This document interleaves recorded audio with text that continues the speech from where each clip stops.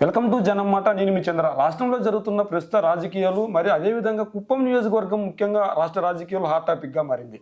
Why not Kuppam YSRCP వాళ్ళు ఇస్తే why not పులివెందులని TDP వాళ్ళు అంటున్నారు. ఇదే నేపథ్యంలో కుప్పం నియోజకవర్గంలో ఖచ్చితంగా చంద్రబాబు నాయుడు గారు పోటీ చేయరు. ఆ నియోజకవర్గంలో చంద్రబాబు గారి భార్య పోటీ చేసే అవకాశం ఉందని వార్తలు వస్తున్నాయి. ఇదే అంశాల గురించి మనతో పాటు మాట్లాడడానికి వైఎస్ఆర్సీపీ నాయకులు గోపీనాథ్ గారు ఉన్నారు. సార్ నమస్తే సార్.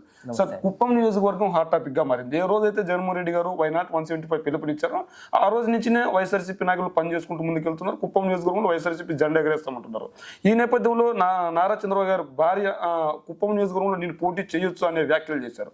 ఇంతగా మీరు ఏం పని చేశారు అక్కడ?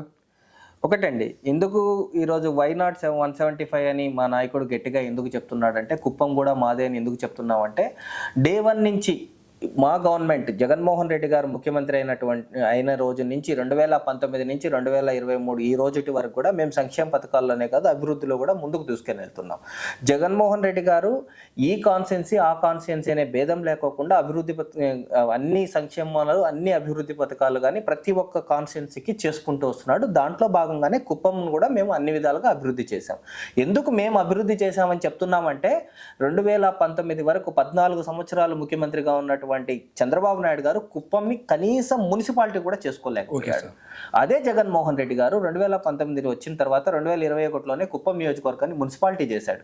ఇదొక్కటే కాదు, కుప్పం ఒక రెవెన్యూ డివిజన్ చేసుకోలేని అసమర్థ స్థితిలో చంద్రబాబు నాయుడు గారు ఉంటే జగన్మోహన్ రెడ్డి గారు కుప్పంని ఒక రెవెన్యూ డివిజన్ చేశారు.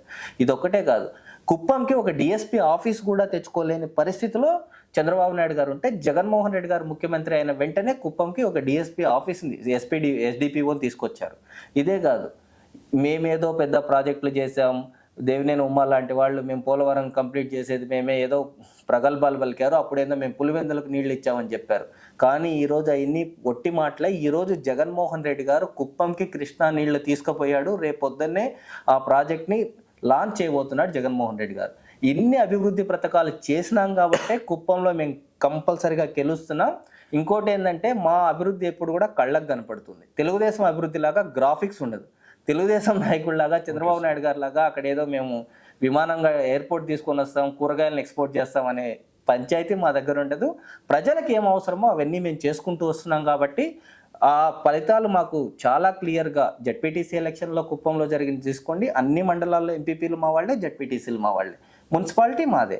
పంచాయతీల్లో తీసుకుంటే 80% పంచాయతీలు వైఎస్ఆర్సీపీ వాళ్ళు. ఇంత గెలిచిన తర్వాత ఈరోజు కుప్పం మాది ఎందుకు కాదనుకుంటున్నాం? ఇది తెలిసిన చంద్రబాబు నాయుడు గారే వాళ్ళ భువనేశ్వరి గారి ద్వారా ఒక ఫ్లూయిట్ అలా వదిలారు, ఎలా ఉంటుంది రెస్పాన్స్ అని. వాళ్ళు కూడా ఏం డిసైడ్ అయ్యారంటే, ఈసారి ఎలాగో వచ్చేది వైఎస్ఆర్సీపీ కాబట్టి చంద్రబాబు నాయుడు గారిని రెస్ట్ తీసుకోమని చెప్తున్నారు. అంటే ఆవిడ సరదాగా అన్నారు, నేను చివరిలో జోక్ చేశానని కూడా అన్నారు. ఇదే నేపథ్యంలో టీడీపీ వాళ్ళ వర్షన్ ఏంటంటే, వైసీపీ తప్పుడు ప్రచారం చేస్తుంది అంటున్నారు. తప్పుడు ప్రచారం అని మేమేమన్నా ప్రచారం సృష్టించినామా? భువనేశ్వరి గారిని మేమేమన్నా మాట్లాడమని చెప్పామా? భువనేశ్వరి గారికి ఏమన్నా మేము మైక్ పెట్టి అద్దె మైక్ ఇచ్చామా? ఆమె నోట్లోకి వెళ్ళి వైఎస్ఆర్సీపీ కార్యకర్తలు ఏమన్నా మాట్లాడారా? ఆమె మీ వైఫ్ ఒక సంస్థకి ఎండీగా ఉంది, హెరిటేజ్ సంస్థను నడిపిస్తుంది. ఎవరైనా చెప్తే మాట్లాడేదా? ఆమె మాట్లాడిన క్లియర్ వాయిసే సోషల్ మీడియాలో సర్క్యులేట్ అవుతుంది. మేము చేసేది తప్పుడు ప్రచారం కాదు చంద్రబాబు నాయుడు. నువ్వు కుప్పం ప్రజల మనోభావాలు ఎలా ఉన్నాయి, కుప్పం ప్రజల పరిస్థితి ఎలా ఉంది తెలుసుకోవాలని మీ వైఫ్ ద్వారా ఒక ఫ్లూయిట్ అలా వదిలావు.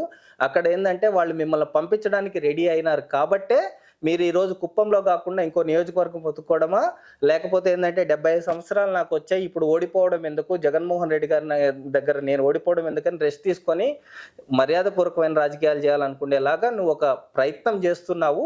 ఆ ప్రయత్నం నేను చెప్పేది ఏంటంటే, ఇంకా నువ్వు 75 సంవత్సరాలు వచ్చాయి, నీకు అల్జిమర్స్ వ్యాధి కూడా వచ్చింది కాబట్టి పోటీ చేయకోకుండా రాజకీయాల నుంచి వదులుకొని వెళ్ళిపోయి హైదరాబాద్లో ఉంటే బాగుంటుందని అనుకుంటున్నాను. సరే, ఇదే నేపథ్యంలో ఆయన కుప్పాన్ని వదిలి కృష్ణా జిల్లాలో ఏదో ఒక నియోజకవర్గంలో నిలబడే తట్లున్నాడని ఒక వార్తలు వస్తున్నాయి. మీరు అంతగా ఏం భయపెట్టారు సార్ వాళ్ళని, టీడీపీ వాళ్ళని, ముఖ్యంగా రాయలసీమ జిల్లాల్లో? అంటే అక్కడ పెద్దిరెడ్డి రామచంద్రరెడ్డి ఉన్నారు, ఇటువైపు జగన్మోహన్ రెడ్డి గారు ఉన్నారు, అనంతపూర్ జిల్లాలో బుగ్గన రాజేంద్రనాథ్ రెడ్డి, లేదంటే ఇంకొకరు దాడి కూడా జరిగింది. ఈనాడు ఆంధ్రజ్యోతి అనంతపూర్ కర్నూలు జిల్లాలోనే దాడి జరిగింది. అందుకే భయపెట్టాల్సిన అవసరం ఏముంది? భయపెట్టారని మీరు అభివృద్ధి చేశారు అక్కడ. వైఎస్ఆర్ కాంగ్రెస్ పార్టీ అనేది ఒక పెద్ద కుటుంబం.